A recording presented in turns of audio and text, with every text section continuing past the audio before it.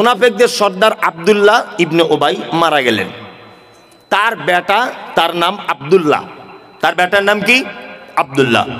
আল্লাহ নবী সাল্লাল্লাহু আলাইহি ওয়াসাল্লামের কাছে এসেছেন, এসে বলছেন, আল্লাহ রাসূল, আমি চাইছি যে আমার আব্বার কাফনটা আপনার গায়ের জামাটা হোক। বুঝবেন? আল্লাহ নবী সাল্লাল্লাহু আলাইহি ওয়াসাল্লাম জামাটা খুলে দিলেন। তা হযরত ওমর তো এমনি রাগী মানুষ, হযরত ওমর মনের দিক দিয়ে খুব রাগছেন যে মুনাফিকদের সর্দার মারা গেল আর আল্লাহ রসুল আপনি জামা খুলে দিচ্ছেন ও জানাজার জন্য, কঠিন ব্যাপার। আব্দুল্লাহ তার বাপের কাফন করলেন আল্লাহ রসুলের জামা দিয়ে। তারপরে আবার একটু পরে এসে আল্লাহ রসুলকে বলছেন, আল্লাহ রসুল, আমি চাইছি আপনি আমার আব্বার জানাজা সলাত আদায় করাবেন, অর্থাৎ জানাজা পড়াবেন। আল্লাহ নবী সাল্লাল্লাহু আলাইহি ওয়াসাল্লাম এদিকে ফিরুন, হাদিসে যেভাবে এসেছে ওইভাবে আল্লাহ রসুল এইভাবে উঠছেন, জানাজা পড়তে যাবেন। আব্দুল্লাহ ইবনে উবাই মুনাফিক সর্দার, হযরত ওমর পিছন দিক দিয়ে চাদরটা টেনে ধরে বলছেন, আল্লাহ রসুল এটা কেমন কথা? মুনাফিকদের সর্দার মারা গেল আর আপনি তার জানাজা পড়তে যাবেন? ইসলামের চরম শত্রু, কঠিন বিপদে ফেলেছে উহুদের যুদ্ধে, আমাদের অনেক জায়গাতে মুসলিমদেরকে বিপাকে ফেলেছে এই আব্দুল্লাহ ইবনে উবাই, আর আপনি এর মতো লোক মারা গেল আর আপনি জানাজা পড়তে যাবেন? আল্লাহ নবী সাল্লাল্লাহু আলাইহি ওয়াসাল্লাম একটা কথা বললেন, ওমর, আমাকে যে এখন এখতিয়ার দেওয়া হয়েছে এবং এই ব্যাপারে কোনো ওহী অবতীর্ণ হয়নি, আল্লাহ নবী সাল্লাল্লাহু আলাইহি ওয়াসাল্লাম জানাজা সালাত আদায় করলেন, নিজে জানাজা পড়ালেন। কার? মুনাফিকদের সর্দার আব্দুল্লাহ ইবনে উবাইয়ের। তাই তো? চলুন জানাজার মাঠে হযরত ওমর আল্লাহ রসুলের দিকে ফ্যাল ফ্যাল করে তাকিয়ে নিজেকে লজ্জিত মনে করছেন আর বলছেন, আল্লাহ যেখানে ওহী অবতীর্ণ করলো না আল্লাহর নবীকে জানাজা পড়া থেকে বিরত হবার জন্যে, আর আমি ওমর আল্লাহ রসুলের চাদর ধরে টেনে দিয়েছি জানাজা পড়তে যেতে দিব না বলে, আমি ওমর মনে হয় চরম ভুল কাজ করে দিয়েছি। এবার আপনাকে আর একটা কথা বলি, নবী বলেছেন আমার পরে যদি কেউ নবী হতো, হতো কে? কে নবী হতো? ওমর। কেন? তার বিচক্ষণতা অনেক বেশি ছিল, তাই না?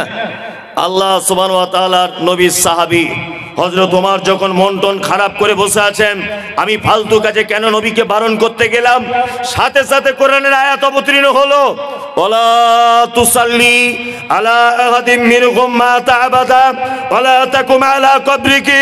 নবীর উপরে কোরআন অবতীর্ণ হলো, নবী মুনাফিকদের কেউ মারা গেলে কশ্চিন কালেও আপনি জানাজার সালাত আদায় করতে যাবেন না। আজকে যা করেছেন করেছেন, আজকে থেকে শেষ। আর মুনাফিকদের কেউ মারা গেলে জানাজা পড়া যাবে না। শুধু জানাজা নয়, আল্লাহ নবীকে বলছেন ওয়ালা তাকুম আলা কবরিকি, আপনি মুনাফিকদের কবরের পাশে পর্যন্ত দাঁড়াবেন না। আল্লাহ তারপরে বলছেন ইন্নাকুম কাফারু, নিশ্চয়ই তারা অস্বীকার করেছে বিল্লাহকে, আল্লাহর সাথে, ওয়া রাসূলিহি, রাসূলের সাথে, ওয়া মাতু ওয়া হুম ফাসিকুন, এবং তারা মৃত্যুবরণ করেছে ফাসিক অবস্থাতে। তার মানে পৃথিবীতে এমন কোনো পাপী নেই যে পাপীর ব্যাপারে ডাইরেক্ট বলা হয়েছে তার জানাজা পড়া যাবে না। ভালো করে বোঝার চেষ্টা করুন। কিন্তু মুনাফিক তো খাতারনাক পাপী, যার ব্যাপারে ডাইরেক্ট কোরআন অবতীর্ণ হয়েছে ওয়ালা তুসাল্লি আলা আহাদিম মিনহুম মাতা আবাদা ওয়ালা তাকুম আলা কবরিহি। আল্লাহ সুবহানাহু ওয়া তাআলা নবীকে বলছেন, নবী মুনাফিকদের যদি কেউ মারা যায় ওয়ালা তুসাল্লি, আপনি কোশ্চিন কালেও তাদের জানাজা করতে পারবেন না। দুই, ওয়ালা তাকুম আলা কবরিহি, মুনাফিকদের কেউ মারা গেলে আপনি তার কবরের সামনে দাঁড়াতে পারবেন না। তার মানে বুঝতে পারছেন এরা কত খাতারনাক? বুঝতে পারছেন? এই দেখুন এরা কত খাতারনাক। আর একটা কোরআনের আয়াত, ওই একই সূরার, একটাই সূরার ৮০ নম্বর আয়াত, সূরা তাওবা। আর এইটা যেটা বললাম এটা ৮৪ নম্বর আয়াত। আবার একটা আয়াত আপনাকে বলে দিব, এটা হচ্ছে ১১৩ নম্বর আয়াত। ৮০ নম্বর আয়াত আল্লাহ সুবহানাহু ওয়া তাআলা একটা কথা বলছেন চমৎকার। এক,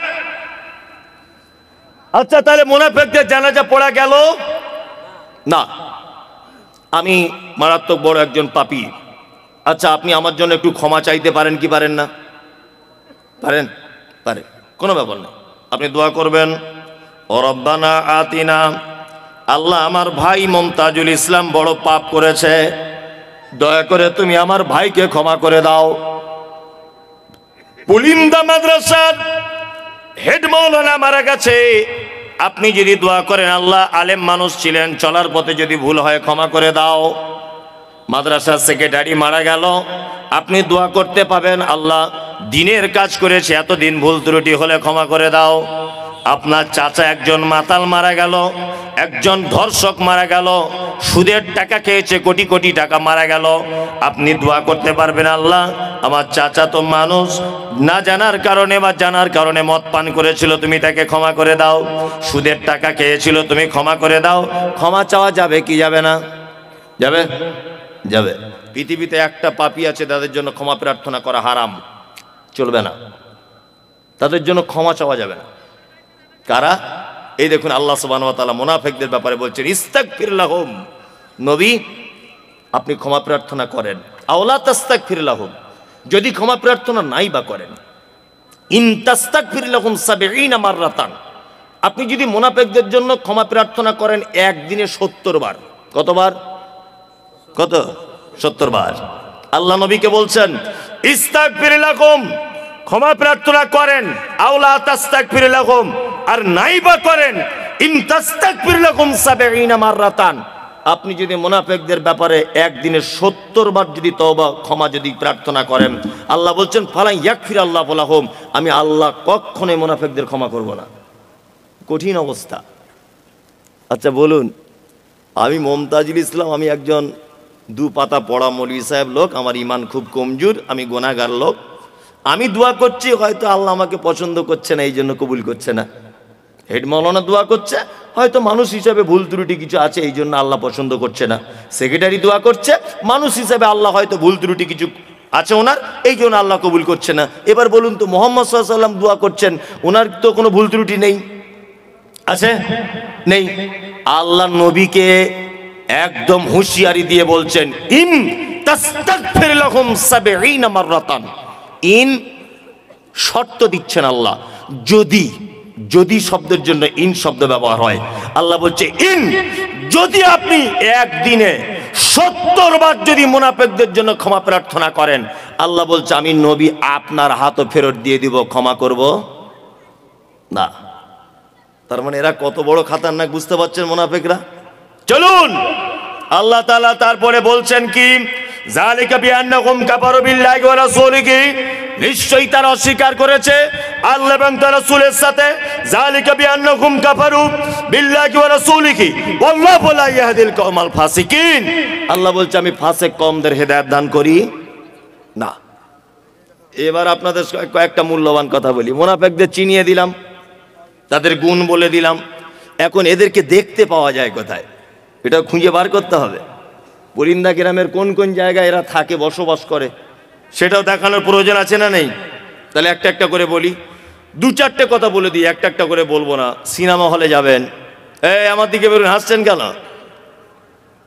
সিনেমা তো দেখেছেন সবাই, আমিও দেখেছি যখন ওই ছোট ছিলাম, দেখিনি এ কথা বলবো না। তা সিনেমা হলে যাচ্ছেন বই দেখতে, সবাই দেখবেন হলে পা তুলে বসে আছে, ডান দিকে ও শালি বসে আছে।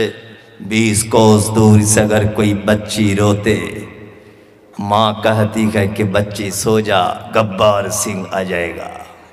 শোলে বইয়ের ডায়লগ নেটা, হ্যাঁ শোলে সিনেমা হচ্ছে, শালা শালি সবাই মিলে বসে বসে, সবাই দুলা ভাই শালি এক জায়গায় ঠ্যাং তুলে দিয়ে বসে আছে, ওখানে মুনাফিক নেই, সবাই সিনেমা দেখতে ব্যস্ত। বাজার করতে যাবেন, সবাই আলু বেগুন পেঁয়াজ দাম দর করতে ব্যস্ত, ওখানে মুনাফিক নেই। আপনি মেলা দেখতে যান, সবাই মজা মস্তি করতে ব্যস্ত, ওখানে মুনাফিক পাবেন না। আপনি ট্রেনে যাবেন, উঠবেন, হাজার হাজার লোক, সবাই কোন সিটটা ফাঁকা আছে ওইটার দিকে লক্ষ্য, ওখানে মুনাফিক পাবেন না। মুনাফিক পাবেন কোথায়? এবার আপনাকে একটা ছোট্ট করে কথা বলছি, কথা শুনতে খারাপ লাগবে, তবে বাস্তবতা খুব বাস্তব। এক, আচ্ছা ফরজ নামাজ বাড়িতে পড়া উত্তম না মসজিদে? বলুন, সবাই বলুন। মসজিদে। আর সুন্নাত বাড়িতে, তাই না? তার মানে আসসালামু আলাইকুম ওয়া রাহমাতুল্লাহ, আসসালামু আলাইকুম ওয়া রাহমাতুল্লাহ, আস্তাগফিরুল্লাহ আস্তাগফিরুল্লাহ, আল্লাহুম্মা আনতাস সালাম ওয়া মিনকাস সালাম, যত রকমের জিকির আছে, আল্লাহু আকবার, রব্বি আইনি আলা যিকরিকা ওয়া শুকরিকা, লা হাওলা ওয়ালা কুওয়াতা ইল্লা, যত রকমের জিকির আছে সমস্ত জিকির আপনি মসজিদে বসে বসে করবেন। তারপরে আপনাকে চলে আসতে হবে কোথায়? বাড়ি। বাড়ি এসে বাকি সুন্নতগুলো আদায় করতে হবে। রাসূল সাল্লাল্লাহু আলাইহি ওয়াসাল্লাম কি বলেছেন? তোমাদের বাড়িগুলো কবরে পরিণত করো না। তার মানে বাড়িতে সুন্নত পড়তে হবে।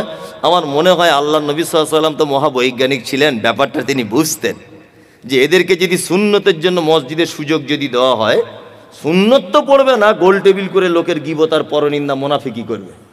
ওই জন্য বলে দিয়েছে নামাজ পড়া শেষ, আগে ঘরে চলে যা, ওইখানে গিয়ে সুন্নত পড়। আমরা কি করি? আসসালামু আলাইকুম ওয়া রাহমাতুল্লাহ, আসসালামু আলাইকুম ওয়া রাহমাতুল্লাহ। একজনা বলছে কি ব্যাপার বলতে, কি ফটিক ভাই দুতলা বাড়ি করেছে, কি সুন্দর করেছে, আগে এলা খাওয়া হতো না? মসজিদে বসে বসে বলছে। আরেকজন তখন পাশ থেকে বলছে খবর জানিস? খবর তোরা জানিস না, আমি সব শুনেছি। কলকাতায় কাজে গিয়েছিল, সালা 20 লাখ টাকা ঝেড়ে নিয়ে চলে এসছে। ওই ঝেড়ে নিয়ে এসছে তোমার বাপ দেখতে গিয়েছিল? হ্যাঁ, তোমার বাপ দেখতে গিয়েছিল 20 লাখ টাকা ঝেড়ে নিয়ে এসছে? তোমার কোনো প্রমাণ আছে? একটা বইয়ের স্বামী মারা গেছে, হঠাৎ তার স্বামীর ডেথ সার্টিফিকেট তোলার জন্য 4-5 বার ও বহরমপুরে যাচ্ছে আর আসছে। চায়ের দোকানে বসে বসে বলছে কি ব্যাপারে, স্বামী যতদিন ছিল ততদিন ঘর থেকে বার হতো না, এখন ঘন ঘন ভ্যানিটি ব্যাগ নিয়ে কোথায় যাচ্ছে কোথায়? আরেকজন তখন বলছে দেখ মনে হয় কোথাও কট লাইন কিছু করেছে। তো ও কট লাইন করেছে, তুমি দেখতে গিয়েছিলে? তোমার বাপ দেখতে গিয়েছিল? ও কথা বলতে গেলে কেন? পাক্কা মুনাফেকে। এ কি পাক্কা মুনাফেকে?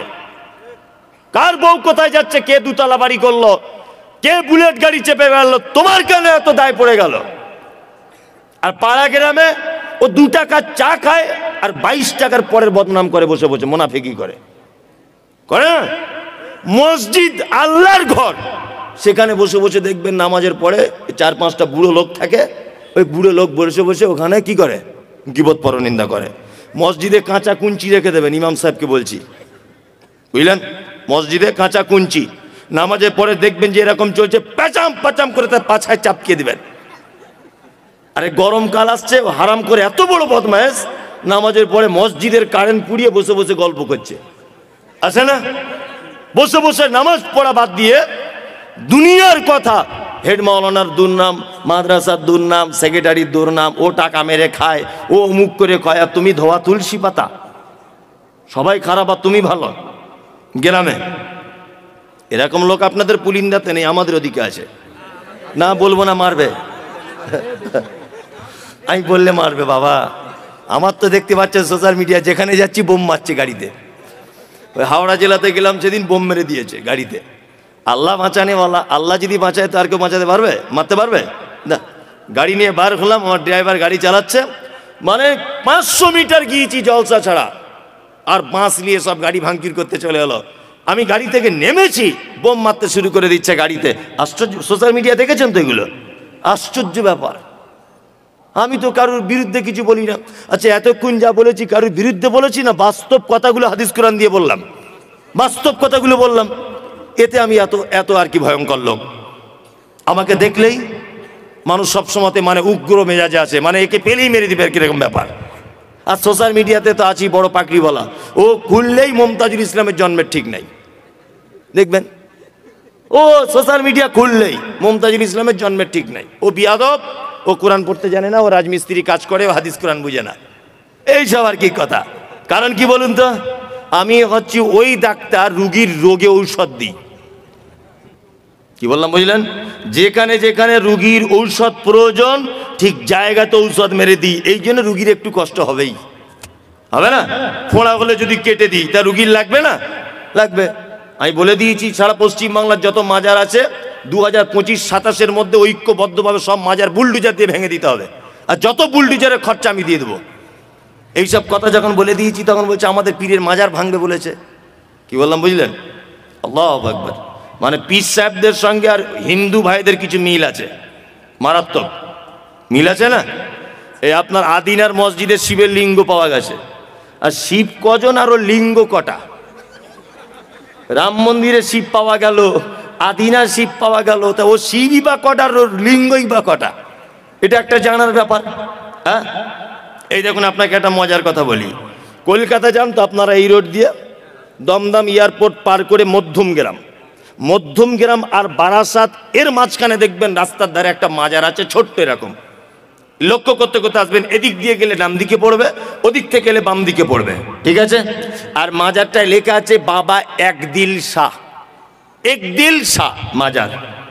আচ্ছা ভালো, ওই পীর সাহেবের দেখছি আর একটা মাজার আছে আমাদের বারাসাত কাজী পাড়াতে, বাবা একদিল শাহ। ওই পীর সাহেবের আর একটা মাজার আছে হাড়োয়াতে, উত্তর 24 পরগনায়, একই পীর একদিল শাহ। আমি বলে একটা পীর মরেছে ক জায়গায়? এটা ভাবনা চিন্তারও ব্যাপার। পীর তো একজন, তা মরে কয় জায়গায়? সব জায়গায় মাজার, আর সব জায়গাতে মানুষ সেজদা দিচ্ছে। তা ব্যাখ্যা করছে এরকম ভাবে, বাবারা আমার, ও ভাইরা আমার, আমাদের পীর সাহেব আগেকার দিনে লরি টরি ছিল না, বাস ছিল না, ট্রেন ছিল না, কলকাতায় গিয়েছিল বই কিনতে। বই মাথায় করে আসার সময় হেঁটে হেঁটে পা ব্যথা হয়ে গিয়েছিল বলে বারাসাতের ওই রাস্তার ধারে বসেছিল 5 মিনিট। যেই বসেছে তার মুরিদেরা তাড়াতাড়ি করে ওই জায়গাটায় মাজার করে দিয়েছে। ওইখান থেকে বই নিয়ে আবার আস্তে আস্তে কাজীপাড়াতে একটু রেস্ট করেছে, ওইখানে একটা মাজার করে দিয়েছে। ওইখান থেকে হাড়োয়ায় এসে মৃত্যুবরণ করেছে, ওই জায়গাটা আর একটা মাজার করে দিয়েছে। মনে মনে বলছি, তোর পীর সাহেব যেখানে পেচ্ছাপ পিতে বসেছিল ওখানে একটা করতে পারতিস, হ্যাঁ? তোর পীরের পায়খানা ঘরে একটা করতে পারতিস, সেজদা দিত মানুষ পায়খানাতে। তাহলে হারামখোরদের মনে হচ্ছে ওদের কাঁচা কুঞ্চি যদি আর আমার হাতে শাসন ক্ষমতাই থাকতো, হযরত ওমরের মতো জামানা যদি এটা হতো, তা ওদের চামড়া তুলে দিতাম। মানুষের ঈমান নষ্ট করার সব থেকে বড় কারখানা, তার নামে মাজার আর ফকির। কি বললাম বুঝলেন? বর্তমান সময়ে একটা মানুষের কাছ থেকে, সুস্থ সবল মানুষের কাছ থেকে, নিরীহ মানুষের কাছ থেকে ঈমান হরণ করার সব থেকে বড় মাধ্যম। তার মধ্যে আপনাদের মুর্শিদাবাদে কয়েকটা খাতারনাক চিজ আছে, খুব বাড়াবাড়ি করছে কদিন, হ্যাঁ খুব বাড়াবাড়ি। পরশুদিন দিয়েছি ওকে সার্প দিয়ে ধুয়ে, তাও লজ্জা শরম নাই, তাও বলছে। আমি কোনো একটা বক্তব্যতে বলেছি শবে বরাত শুধু বেদাত না, পচা বেদাত। কি বললাম বুঝলেন? পচা বেদাত। এমনি লোকাল বেদাত হলে আলাদা ব্যাপার, পচা বেদাত। আর আমাকে বলছে শবে বরাত হাদিসে আছে। কোন হাদিসে আছে বল? শবে বরাত কোন হাদিসে আছে বল? শাবান মাস সম্পর্কে আল্লাহ নবী সাল্লাল্লাহু আলাইহি ওয়াসাল্লামের দুটো ঘোষণা, ভালো করে বোঝার চেষ্টা করুন। এক, আলেম ওলামারা আছেন, ভালো করে আমার মিস হলে বলবেন। এক, মুহাম্মদ সাল্লাল্লাহু আলাইহি ওয়াসাল্লাম অধিক মাত্রা বেশি শাবান মাসে সিয়াম পালন করতেন, অধিক। ওনার স্ত্রী উম্মে সালমা রাদিয়াল্লাহু তাআলা আনহা তিনি হাদিস বর্ণনা করেছেন, তাই তো? আবু মুসা আশআরী থেকে একটা হাদিস বর্ণিত আছে, তিরমিজিতে আছে হাদিসটা। আবু মুসা আশআরী, সমস্ত ওলামায়ে কেরামগণ বলছেন হাদিসটা যঈফ। শুধুমাত্র একজন মুহাদ্দিস আল্লামা আলবানী, নাসিরউদ্দিন আলবানী রাহিমাহুল্লাহ হাদিসটাকে হাসান বলেছেন, সহিহ বলেননি, কিছু বলেননি, হাসান মানে আমলের যোগ্য বলেছেন। কি? যে শাবান মাসের রাত্রিতে আল্লাহ সুবহানাহু ওয়া তাআলা পৃথিবীর সব মানুষকে ক্ষমা করে দেন, দুইজন মানুষকে বাদ দিয়ে। এক, যাদের অন্তরে রয়েছে হিংসা অপরের জন্যে, আর দুই, মুশরিক যারা শিরিক করে। এই দুই শ্রেণীর মানুষ বাদ দিয়ে আল্লাহ সুবহানাহু ওয়া তাআলা প্রত্যেক মানুষকে ক্ষমা করে দেয়। এই দুইটা মাত্র জিনিস দেখতে পাওয়া যায়। আল্লাহ রাসূল বেশি রোজা রাখতেন, সিয়াম পালন করতেন শাবানে। আর কি করতেন? আর কিছুই করতেন না। আমলের জন্য কোনো হাদিস নাই। আল্লাহ অত্র মাসের দুটি রাত, একটা রাত্রিতে অজস্র মানুষকে ক্ষমা করে দেন। এই তো হচ্ছে কথা, তাই না? এই মাত্র দুটি মাত্র কথা শাবান মাস সম্পর্কে। আর এ বিয়াদব বলছে বাড়িতে মোমবাতি জ্বালাতে হবে, কারণ বলছে মৃত্যু মানুষেরা এসে তাছাড়া বাড়ি খুঁজে পাবে না, রুহুগুলো সব বাড়ি আসে রাতের বেলা। আর বলছে যে হালুয়া করতে হবে, আল্লাহর নবীর দাঁত ভেঙে দিয়েছিল তাই। কি আজব ঘটনা দেখুন। এই দাঁত ভেঙেছিল উহুদের মাঠে শাওয়াল মাসের 7 তারিখে। কত? শাওয়াল মাসের 7 তারিখে। এবার আপনাকে একটা কথা বলি, আমার বেটা যদি কারোর সঙ্গে গল্প করতে করতে বলে আমি আমার বাপের বিয়ের বরযাত্রী গিয়েছি, ব্যাপারটা কেমন হবে? মানাবে? মানবে না? মানাবে না, কখনই মানাবে না। শাওয়াল মাসের 7 তারিখে আল্লাহ নবী সাল্লাল্লাহু আলাইহি ওয়াসাল্লাম উহুদে যুদ্ধ করেছেন। এবার আপনাকে বলি, শাবান, তারপরের মাসের নাম কি? রমাজান, তারপরে শাওয়াল, তাই তো? তার মানে শাবান মাসের 15 তারিখ শবে বরাত, এই 15 দিন গেল, মাঝখানে রমজান গেল, তারপরেও শাওয়ালের 6 দিন পর্যন্ত গেল, তখনও নবীজির দাঁত ভাঙিনি। 7 তারিখে গিয়ে দাঁত ভাঙছে, মানে দাঁত ভাঙার আগে হালুয়া করে বসে আছে। মানে কত বড় শয়তানে, মানে এ তার মানে হালুয়া দিয়ে চায় নবীর দাঁত ভাঙুক। আমি বলছি বা হালুয়ার হাদিস খুঁজে পেলো, দাঁত ভাঙার হাদিস খুঁজে পেলো না। ও যদি এত নবী প্রেমিক হবে, সামনে দুটো দাঁত বাড়ির নোড়া দিয়ে ভেঙে দিক না দেখি, তাহলে বলবো বাপের বেটা, ও দাঁত ভাঙবে না, ও হালুয়া খাবে। এই হচ্ছে হাদিস। শুনুন, প্রত্যেক মাসের 3 তারিখে রোজা রাখতেন, সিয়াম পালন করতেন আল্লাহ রসুল। আরবি তারিখে 13, 14, 15। এই রোজা যদি কারো রেখে যদি অভ্যাস থাকে, সেও শাবান মাসে 13, 14, 15 রোজা বা সিয়াম পালন করবে। ঢং করে 15 তারিখের দিন রোজা করবে শবে বরাতকে কেন্দ্র করে, এটা একটা পচা বেদাত। চলুন, এই রাত্রিতে কবর জিয়ারাত করা বেদাত, এই রাত্রিতে কোরআন খতম করা, হুজুর ডেকে আনা, বাড়িতে মোমবাতি জ্বালানো, হালুয়া করা, যাবতীয় আড়ম্বর, যত রকমের অলৌকিকতা, যত রকমের সৌন্দর্য, মানুষের মন জয় করা, সমস্ত কিছু হচ্ছে বেদাত। মুহাম্মদ সাল্লাল্লাহু আলাইহি ওয়াসাল্লাম বলেছেন, কুল্লু বিদআতিন যালালা ওয়া কুল্লু যালালাতিন ফিন্নার। প্রত্যেক নতুন আবিষ্কৃত কাজ হচ্ছে কি? ভ্রষ্টতা। প্রত্যেক ভ্রষ্টতাকারীর স্থান ফি মধ্যে, নার মানে আগুন, আগুনের মধ্যে। খুব সাবধানে থাকবেন। বলতে বলতে বলতে বলতে মুনাফিকের কথা এত দূর পর্যন্ত চলে এলো, তাই তো? এবার আর একটা দুটো মানুষের পরিচয় করে দিব। ফাসেক নাম শুনেছেন? ফাসেক নাম শুনেছেন? ফাসেক কারা? ফাসেক হচ্ছে ওই লোক, ভালো করে বুঝবেন, ফাসেক ওই লোক যে লোক কাবিরা পাপের ভিতরে দীর্ঘদিন যাবৎ আছে, কাবিরা পাপ জানার পরেও ছাড়তে পারছে না, এ কি? ফাসেক। তবে ফাসেকরা ইসলাম থেকে খারিজ হয়ে যায় না, ফাসেকদের ব্যাপারে ডাইরেক্ট জাহান্নাম ঘোষণা করা নেই। তবে আল্লাহ সুবহানাহু ওয়া তাআলা ফাসেকদের ব্যাপারে বলেছে, ওয়াল্লাহু লা ইয়াহদিল কওমাল ফাসিকিন। ফাসেকরা কখনো সঠিক রাস্তা খুঁজে পায় না। ফাসেক কাকে বলে? পিতামাতার সঙ্গে অসৎ ব্যবহার, ও কি ফাসেক? দাড়ি চাঁচা, এটা কি কাজ? ফাসেকি কাজ। ওই যে মৌলী সাহেব কুটকুট করে চুলকায়, চুলকায় মৌলী সাহেব। আবার অনেকজন বলছে আমার বউ কেমন করে, আমার বউ বলে দিয়েছে, রাখতে মানা করে দিয়েছে। তোমার বউ কি একেবারে দিব্যা ভারতী? তোমার বহুকে চেনে কজন? এই গোলাম হোসেন চেনে কজন? ওই যে দক্ষিণ আফ্রিকার না কোথাকার একটা ক্রিকেট প্লেয়ার আছে, এত বড় বড় দাড়ি, না কোথায় বাড়ি ওর, কি নাম ওর? হাসি মামলা। এত বড় বড় দাড়ি, প্লেনে বসে আছে, ওর বউ বোরকা পরে ওর সাইডে বসে আছে, আর ও কোরআন মাজিদ তেলাওয়াত করতে করতে নাকি হাতে নিয়ে পড়তে পড়তে যাচ্ছে। ইন্টারন্যাশনালি ক্রিকেট খেলছে একজন দামি লোক, এত বড় বড় দাড়ি, তার বইয়ের লজ্জা লাগে না? হ্যাঁ? আর এ বলছে অফিস আদালতে কাজ করিতে মৌলী সাহেব, ব্যস্তর কারণে ওই জন্য দাঁড়িয়ে রাখতে পারছি না, একটু দোয়া করবেন, আগামীতে রাখবো।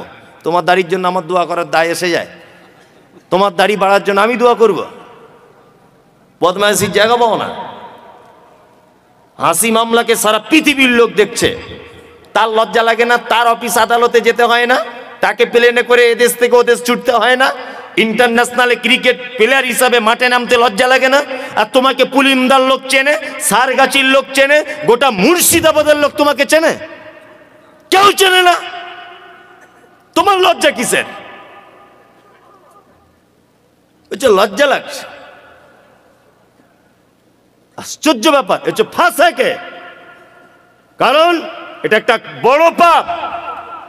এটা বড় পাপ জানার পরেও ও যে চাচ্ছে বারবার, এই কারণেও ফাসেক। তবে একটা কথা বলে দিচ্ছি, ফাসেক আপনি যদি এই কাজের কারণে হন, তাহলে আপনাকে তওবা করে ফেরত আসতে হবে। এখন রাস্তা আছে যে আপনি ফাসেকে আছেন। কি বলছি মাথায় থাকবে এটা? তওবা করে ফেরত আসুন। আর একটা কথা বলছি, আপনি পুলিন্দা মাদ্রাসায় 1 লাখ টাকা দান করেছেন, এসব বাস্তব কথাগুলো কেউ তুলে ধরে না। পুলিন্দাতে 1 লাখ টাকা আপনি দান করেছেন মাদ্রাসাতে।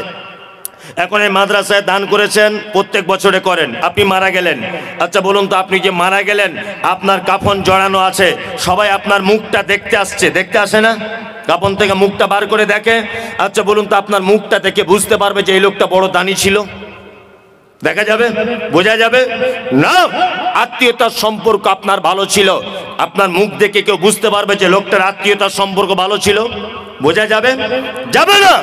পৃথিবীতে একটা মাত্র চরম পর্যায়ে সুন্নত আছে, সেটা হচ্ছে এই, যদিও দাড়ি রাখার ব্যাপারে কেউ কেউ বলেছে দাড়ি রাখা ওয়াজিব, বাধ্যতামূলক, ফরজের সমতুল্য। কি বলছে বুঝতে পারছেন? আচ্ছা বলুন, পৃথিবীতে একটা মাত্র আমল আছে যে আমলটা মানুষের কবর পর্যন্ত প্রমাণ করে যায়, তার নাম দাড়ি। মানুষ মারা গেলে দাড়ি চেঁচে কবরে ঢোকায় না, এই অবস্থায় দেয়, এই অবস্থায় দেয়। অন্তত পক্ষে ফেরেশতারা দেখে বলবে আমাদেরই দলের লোক ছিল, অন্তত একটু আরাম হতে পারে হিসাবটা, বুঝলেন না? আর একেবারে শ্যাম্পু করা লোক যদি ঢুকে যায়, ফেরেশতারা যদি বুঝতে পেরে যায় এই ঢুকেছে রে, এবারে হিসাব কড়াকড়ি করে মার, বলবে কি বলবে না? বলবে, এটা বাস্তবতা। এইটা দেখে অন্তত পক্ষে ফেরেশতারা বুঝতে পারবে যে এটা আমাদেরই লোক ছিল, বুঝতে পারবে না? অনেক তো মেয়েরা আবার আছে দাড়িওয়ালা ছেলে বিয়ে করতে চায় না, করে না অনেক মেয়ে। ও কলেজে পড়ে নাকি একটু মডার্ন হয়েছে, শুনছি বলে কলেজে পড়ে মেয়েটা, বিশাল ডিগ্রি করছে, ওই জন্য দাড়িওয়ালা ছেলে পছন্দ করে না। অথচ যখন বিয়েতে বসে ওর বরকে বলে দেয় ভালো পাঞ্জাবি আর ভালো টুপি পরবে, কিন্তু বিয়ে করার সময় দেখছি আব্দুল কাদের জেলানির মতো পাগড়ি আর পাঞ্জাবি পরে যাচ্ছে, কেন আন্ডার প্যান্ট পরে আসতে বলতে পারতে। মৌলভী সাহেবদের পছন্দ করো না, দাড়িওয়ালা পছন্দ করো না, তা বিয়ে করার সময় আমার ঢং করে মৌলভী সাহেবের মতো ভ্যাগ ধরতে বলছো কেন? যে পাঞ্জাবি পরতে এসো, আপনাদের এখানে বিয়েতে পড়ে বাচ্চা কাচ্চারা পড়ে, আবার বিয়ে করতে এসে এইরকম করে আছে মুখে রুমাল দিয়ে, মানে এত লজ্জার বেটাও আর কি। 3 লাখ টাকা পণ নিয়েছে হারাম কর, তখন লজ্জা লাগেনি। 4 লাখ টাকা পণ নিয়েছে, 8 টিয়ার গাড়ি চেয়েছে, তখন লজ্জা লাগেনি। আর বিয়ে করতে গিয়ে এরকম করে বসে আছে, মনে হচ্ছে কোমরে লাথি মেরে কোমরে হাড় ভেঙে দিয়ে। হারাম কর 3 লাখ টাকা চাইতে সবার সামনে লজ্জা লাগলো না, আর ঘোমটা দিয়ে বসে আছে, মানে লজ্জাপতি গাছ বেটে খেয়েছে। লজ্জা শরম আছে তোমার? বিয়াদব কোথাকারে। বাস্তব না অবাস্তব বলছি? পঞ্চাইতে লজ্জা লাগে না বেটির বাপের কাছে, বেটির বাপের কাছে টাকা চাইতে লজ্জা লাগে না, আর বিয়ে করতে গিয়ে পুরুষ মানুষ রুমাল দিয়ে বসে আছে এরকম করে, মানে কি একেবারে লজ্জাশীল পুরুষ। লজ্জা শরম থাকা দরকার। ওই জন্য যে সমস্ত মেয়েরা এ ব্যাপারে আপত্তি করেন, আপনাকে আমি বলে দিয়ে যাচ্ছি, কোনো মেয়ে যদি নিজে আপত্তি করে যে দাড়িওয়ালা ছেলে বিয়ে করব না, আমি মুমতাজুল ইসলাম বলছি আপনি তার থেকে দূরে থাকুন। আখিরাতেও কল্যাণ হবে, দুনিয়াতেও কল্যাণ হবে। আপনার আখিরাতেও কল্যাণ, দুনিয়াতেও কল্যাণ, কারণ ও নারী নামের হস্তিনী। আল্লাহ নবীর একটা সুন্নত, আল্লাহ নবীর একটা কঠিন পদক্ষেপকে যে মেয়ে অঙ্গীকার করে সে মেয়ে মুসলিম থাকতে পারে না। শুনুন, আপনি নামাজ পড়েন না আলাদা ব্যাপার, আমি আপনাকে ধরেছি যে ভাই আপনি নামাজ পড়া ধরুন, আপনি বলছেন মৌলভী সাহেব লজ্জা লাগছে আপনাকে দেখে বারবার নামাজের কথা বলেন, সত্যি আমি খুব অপরাধী। ও মুসলিম, ও জানে নামাজ ফরজ, কিন্তু আমাকে দেখে ও লজ্জা পাচ্ছে, তার মানে ওর ভিতরে আল্লাহর ভয় আছে, একটু চার্জ দিলেই ও নামাজ পড়া ধরে যাবে। কিন্তু একটা লোককে নামাজ পড়ার কথা বলতে গেলাম, সেই লোকটা আমাকে বলছে তুই নামাজ পড়ে কি পেলি, ঘোড়ার ডিম ফালতু, ওর ইমান আর থাকবে না, সঙ্গে সঙ্গে বেঈমান হয়ে যাবে। কি বলছি বুঝতে পারছেন? এই লোকটা নামাজ পড়ে না, একে আমি গিয়ে বলছি চাচা একটু নামাজ পড়ুন, তখন বলছে মৌলভী সাহেব পড়তে পারছি না, কাজের চাপে খুব লজ্জা লাগছে, ইনশাল্লাহ চেষ্টা করব। ও মুসলিম, ও কি মুসলিম? আর উনি যদি এ কথা বলেন যে তুমি নামাজ পড়ে এতদিন কি করলে, আমি ঘোড়ার দিন নামাজ না পড়ে 2 তলা বাড়ি করে নিলাম, তাহলে উনি বেঈমান, ও আর মুসলিম থাকতে পারলো না। তুমি দাড়ি রাখতে পারছো না, এটা আলাদা ব্যাপার। মেয়ে, তোমার বাপ দাড়ি রাখতে পারেনি, এটা তোমার বাপের দুর্বলতা। তোমার ভাই দাড়ি রাখতে পারেনি, এটা তোমার ভাইয়ের দুর্বলতা। কিন্তু তোমাকে যে ছেলে বিয়ের কথা বলতে এসেছে, তোমাকে যে ছেলে বিয়ের কথা বলতে এসেছে, তার যদি দাড়ি থাকে, সে তো মুহাম্মদ সাল্লাল্লাহু আলাইহি ওয়াসাল্লামের পদ্ধতিতে দাড়ি রেখেছে। তুমি যে তাকে ঠাট্টা করলে, বিদ্রুপ করলে, বিবাহের জন্য অপ্রয়োজন মনে করলে, আমি তো মনে করি ওই দাড়ি থাকা ছেলেটাকে যদি অপমান করে বাড়ি পাঠায়, বা দাড়ি আছে বলে যদি বিয়ে না বসতে চায়, তাহলে ওই মেয়েটাও ঠিক তেমন বেঈমান হয়ে যাবে, কারণ ও একটা চরম হাদিসকে অপমান করার কারণে। খুব বুঝে শুনে কথা বলবেন। হিসাব করে। তবে আলহামদুলিল্লাহ সব মেয়েরা নয়, আমার মাদ্রাসাতে 200 থেকে 250 মেয়ে আছে। আমি এই পর্যন্ত মনে হয় জীবনে কত মেয়েকে যে বিয়ে দিয়েছি তা আল্লাহ ছাড়া কেউ জানে না। কি বলছি বুঝতে পারছেন? অজস্র মেয়েকে বিয়ে দিয়েছি। এই কিছুদিন আগে মেদিনীপুরের একটা মেয়ে আছে আমার মাদ্রাসাতে, এই যে আমার পিছনে বসে আছে শামীম, আপনাদের মাওলানার এখানকার ছেলে আর কি। ও তো যায়, ওরা সব সময়তেই যায়, আমার বাড়িও গিয়েছিল সেদিনও। তা এরা সব দেখে এসেছে আমার মাদ্রাসা। আর একটা মেয়েদের মাদ্রাসা আছে, 200-250 মেয়ে পড়ে আলহামদুলিল্লাহ। আবার মোটামুটি এই তো শামীম গিয়েছিল ভিত্তি স্থাপনের দিনে, 3 বিঘা জমির উপরে ছেলেদের মাদ্রাসা তৈরি হচ্ছে ইনশাল্লাহ। দোয়া করবেন। হিফজখানা আল্লাহ যদি কবুল করে নেয় কেউ আর আটকাতে পারবে না। দ্রুত গতিতে কাজ চলছে ইনশাল্লাহ। শেষ কাজ করতে আমার একটা টার্গেট 1 কোটি টাকার আমরা বাজেট রেখেছি। যদি বলছেন টাকা আপনার বহুত টাকা, তো তাহলে আমার 1 পয়সাও নেই। যা টাকা পয়সা পাচ্ছি সব লাগিয়ে দিচ্ছে, বাকিটা আল্লাহ ম্যানেজ করে দিচ্ছে বিভিন্ন মানুষের মাধ্যমে। যাই হোক, যে কথা বলছিলাম সেটা হচ্ছে এই যে আমার একটা মাথাতে একটা জিনিস কাজ করে। বেদাতিরা একটা কথা বারবার বলে যে আহলে হাদিসরা কোরআন পড়তে পারে না। বারবার এটা কথা প্রশ্ন কিন্তু তারা তোলে না। ওই জন্য আমি সারা পশ্চিম বাংলাতে নিয়ত করেছি একটা হিফজখানা শুধুমাত্র হাফেজ হবে, শুধুমাত্র হাফেজ আর কারি, শুধু কোরআনটাকে শুদ্ধ করে পড়ানোর জন্যে 2 বছরের কোর্স দিয়ে কমপ্লিট করবে ইনশাল্লাহ। এরকম মনোবৃত্তি আছে। রমজানের পর থেকে যে কটা রুম রেডি হবে সেই কটা রুম দিয়ে চালু করে দেবে ইনশাল্লাহ। নিয়ত করে নিয়েছি ওটা। আমার জীবনে এটাই উদ্দেশ্য যে আমি এর মাধ্যমে মরে গেলেও যেন কবরে শুয়ে শুয়ে নেকি পাই, এতটুকু। এছাড়া কোনো আর আমার আশা নেই, কোনো আশা নেই। আপনাদের সারেগাছি আমার আজও মনে আছে যে আমাদের মহিলা মাদ্রাসার জন্য একজন মেয়ে, আমি তার নামটাম জানি না, হঠাৎ করে একদিন ফোন করে বলছে আমি 10,000 টাকা দিব, আপনি সারেগাছি মোড়ে দাঁড়ান। পুলিন্দা গ্রামেই বাড়ি তার। জলসা করতে যাচ্ছি, 10,000 টাকা দিয়েছে। যে সোশ্যাল মিডিয়া দেখেছি আপনার মাদ্রাসায় টাকাটা দিবেন, 10,000 না 5,000। যে কথা বলছিলাম, মেদিনীপুরের একটা মেয়ে, কিছুদিন আগে তাকে একটা বিয়ের জন্য একটা ছেলে, আমি বলছি তোমার মা বলছে বিয়ের জন্য, তা তুমি বিয়ে শাদী করবে? তা মেয়েটা আমাকে একটা কথা বলছে, মৌলী সাহেব পর্দার আড়াল থেকে বলছে আমি বিয়ে করতে পারি, তবে আমার কিছু শর্ত আছে। মেয়েটা দেখতে যেমন ভালো তা নয়। বলছি কী শর্ত? বলছি 1 নম্বর ছেলেটার দাড়ি থাকতে হবে, 2 নম্বর 5 ওয়াক্ত নামাজি হতে হবে, 3 নম্বরে হালাল পদ্ধতি ইনকাম করতে হবে, তাহলে আমি তাকে বিয়ে করব, তাছাড়া করব না। তার মানে বুঝতে পারলাম এখন ইমানদারিনী নারী আছে পৃথিবীতে, আছে না? আছে, আছে। আজ থেকে 1 সপ্তাহ আগের কথা, ইন সার্চ অফ ট্রু ইসলাম, ফেসবুকে একটা পেজ আছে, ইন সার্চ অফ ট্রু ইসলাম, মিলন বলে নাম, মুর্শিদাবাদে বাড়ি। ছেলেটাকে জিজ্ঞাসা করবেন তার প্রমাণ। আজ থেকে 2 মাস আগে একটা মেয়ে ইসলাম গ্রহণ করেছে, ইসলাম গ্রহণ। মেয়েটা আমাকে ফোন করেছে, করে বলছে যে হুজুর আমি আপনাদের বক্তব্য শুনে অনুপ্রাণিত হয়ে ইসলাম গ্রহণ করলাম, গোপনে, বাড়িতে কেউ জানে না। মেয়েটা বিয়ে পড়াশুনো করছে কলেজে, খুব সুন্দরী, চরম সুন্দরী মেয়েটা দেখতে। তা আমাকে বলছে হুজুর আমি বিয়ে শাদী করবো, লুকিয়ে আমাকে একটু বিয়ের ব্যবস্থা করে দেন, আমার বাড়ি থেকে জানতে পারলে আমাকে জবাই করে দিবে, আমাকে জবাই করে দিবে। সেই মেয়েটাকে আজ থেকে 5 দিন আগে আপনাদের বহরমপুরে একটা ছেলের সঙ্গে বিয়ে দিলাম। তা মেয়েটাকে বলছি কেমন ছেলে পছন্দ? তা মেয়েটা বলছে দাড়িওয়ালা ছেলে হতে হবে, 5 ওয়াক্ত নামাজ পড়তে হবে, হালাল ইনকাম করতে হবে, গরিব হলেও চলবে, ঘর বাড়ি থাক আর না থাক। মানে মেয়েটা এত সুন্দরী, যদি বলছেন আপনি দেখলেন কি করে? সত্যি বলতে ও আমাকে দেখার জন্য একটা ছবি পাঠিয়েছিল যে আমি এই মেয়েটা, সেটা দেখে আমি একটা অনুভব করলাম।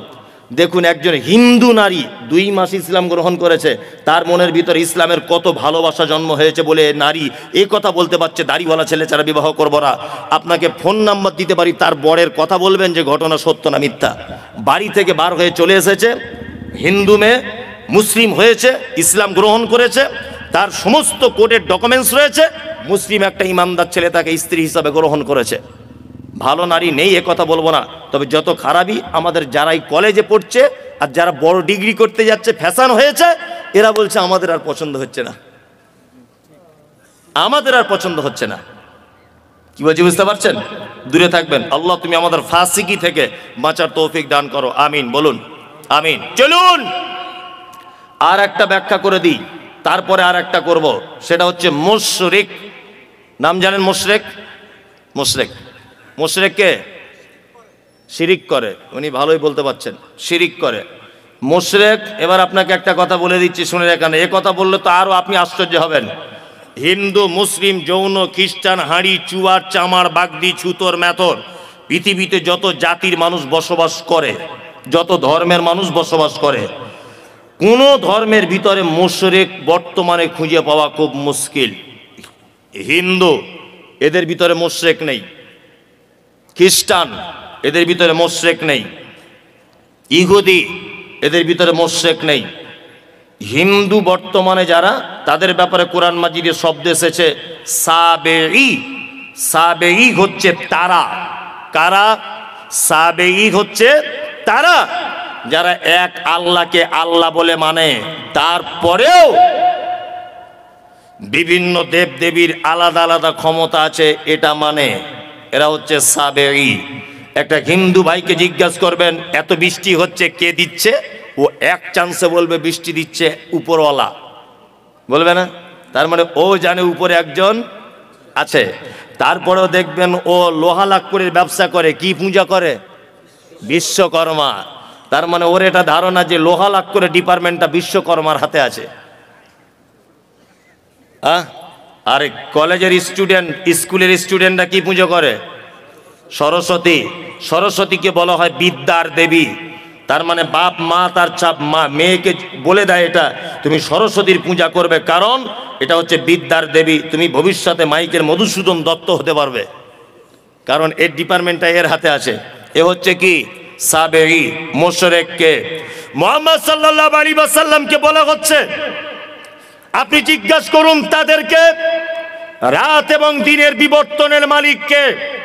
এক চান্সে তারা বলবে আল্লাহ। সুস্থতা অসুস্থতার মালিককে? আল্লাহ। বেঈমান মুশরিক আবু জেহেল কথা বলবে। আল্লাহ নবী সাল্লাল্লাহু আলাইহি ওয়াসাল্লাম যখন বলছেন কি ব্যাপার, রাত দিনের মালিক আল্লাহ, এ কথা আপনি বললেন, সুস্থতা অসুস্থতার মালিক আল্লাহ, এ কথা আপনি বলছেন, তাহলে কেন আপনি আল্লাহকে ডাইরেক্ট ডাকতে পাচ্ছেন না? আবু জেহেল তখন বলছে মোহাম্মদ শোনো, বেশি ফটর ফটর করিও না, সব কিছুর মালিক আল্লাহ এটা আমি জানি, কিন্তু তোমার আল্লাহকে ডাইরেক্ট পাওয়া যাবে না। আল্লাহকে পেতে গেলে 360টা দেবদেবীর মাধ্যমে পেতে হবে। তার মানে বোঝা যায় যারা আল্লাহকে ডাইরেক্ট পাওয়া যাবে না এই ধারণা রাখে, আর 360টা দেবদেবীর মাধ্যমে আল্লাহকে পেতে হবে এই ধারণা যারা রাখে, এরা কি? মুশরিক। মুশরিক হিন্দুর ভিতরে নেই, খ্রিস্টানের ভিতরে মুশরিক নেই, কোন জাতির ভিতরে মুশরিক নেই। বর্তমানে মুশরিক গিজ গিজ গিজ গিজ গিজ গিজ করছে মাথার উকুনের মতো নামধারী মুসলিমদের ভিতরে। আজ পর্যন্ত পশ্চিম বাংলার কিছু মুসলমান তাদের দাবি আল্লাহকে ডাইরেক্ট পাওয়া যায় না, আমাদের হুজুরের মারফতে তবে আল্লাহকে পেতে হয়, দাবি নেই। এরা কি? মুশরিক। এই দেখুন আল্লাহ তাআলা মুশরিকদের ব্যাপারে সূরা তাওবা আয়াত নম্বর 114 আল্লাহ তাআলা বলছেন মা কানা লিন-নবিয়্যি ওয়াল্লাযীনা আমানু আন ইস্তাগফিরু লিল মুশরিকিন। নবী এবং ইমানদারদের জন্য উচিত নয় যে মুশরিকদের জন্য ক্ষমা প্রার্থনা করবে। এই মুমতাজুল ইসলাম বলছি, যারা মাজার পুজো করে, যারা পীর পুজো করে, ওদের জানাজা তো দূরের কথা, ওদের জন্য দোয়া পর্যন্ত করা যাবে না, কারণ ওরা মুশরিক। অবশ্যই ওরা মুশরিক, ওরা মুসলিম নয়। আল্লাহ তাআলা বলছেন ওয়ালাউ কানু উলি কুরবা, যদিও তারা তোমার নিকট আত্মীয় হয় তবুও তাদের জন্য ক্ষমা প্রার্থনা করা যাবে না। আমাদের বেটা বেটিদের বিয়ে শাদী দেওয়া হচ্ছে না? হচ্ছে তো। বেটির বিয়ে ঘটক ছেলে দেখেছে, ঘটক সাহেব এসে বলছে ছেলে খুব ভালো, বলছে কি করে? বলছে স্কুল মাস্টার। মেয়ের বাপ তখন বলছে আলহামদুলিল্লাহ, আমি তো এরকম ছেলেই চাইছিলাম। তা আর একজন এসে তখন বলছে যে ঘটক সাহেব আব্দুল্লাহ ভাই, তুমি বেটিটা যেখানে বিয়ে দিচ্ছ ওরা মাজার পূজারি গো, পীর পূজারি। তখন বলছে তোমাদের যত সব পীর ফই এইসব, ছেলে চাকরি করে সেটা আগে দেখো, তাই না? চাকরি করে সেটা আগে দেখো। আল্লাহর ভাষা ওয়ালাউ কানু উলি কুরবা, মুশরিক, মাজার পূজারি, ঠাকুর পূজারি, এরা যদি তোমার নিকট আত্মীয় হয় তবুও তাদের সঙ্গে কোনো সম্পর্ক রাখা যাবে না। খুব সাবধানে থাকবেন। চলুন, এতক্ষণ পর্যন্ত খারাপ লোকেদের পরিচয় করিয়ে দিলাম, এবার এবার আপনাদেরকে পরিচয় করিয়ে দিব ভালো মানুষের সঙ্গে, তার নাম মোমেন।